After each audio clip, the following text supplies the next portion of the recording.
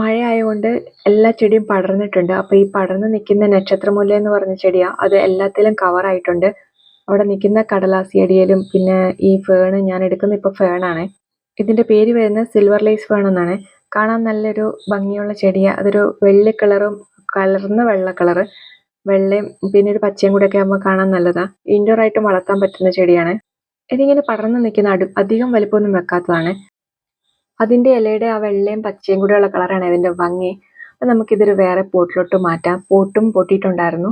അപ്പോൾ ഞാനത് വേറൊരെണ്ണത്തിലോട്ട് മാറ്റുവാണ്. പോട്ടി മിക്സ് ആയിട്ട് എടുക്കുന്നത് മണ്ണും മണലും പിന്നെ ചാണകപ്പൊടിയും കൂടെ മിക്സാണ്. ഇതിന് ഡയറക്റ്റ് സൺലൈറ്റ് വേണ്ട. ഒരു ഷെയ്ഡിൽ എന്നാലും വെട്ടും വേണം താനും. പക്ഷെ ഒരു ഡയറക്റ്റായിട്ട് അടിക്കുന്ന പോലെ വേണ്ട. ഡയറക്റ്റ് അടിച്ചാൽ അതിൻ്റെ ഇല കരിഞ്ഞു പോകുന്നുണ്ട്. പിന്നെ വെള്ളം നനവ് എപ്പോഴും വേണ്ടത് അതിൻ്റെ മണ്ണിന്. പക്ഷെ കെട്ടിക്കിടക്കാനും പറ്റത്തില്ല എന്നുള്ളൂ. കെട്ടിക്കിടന്നാൽ അത് ചീഞ്ഞു പോകുന്നുണ്ട്. അപ്പം ഒരു വെള്ളം എപ്പോഴും നനവുണ്ടാവണം.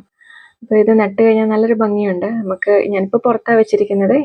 ഇൻഡോർ ആയിട്ടും വെക്കാൻ പറ്റുന്ന ചെടിയാണ്. ഇൻഡോർ ആയിട്ട് നിന്നാൽ നല്ല ഭംഗിയുണ്ടാവും.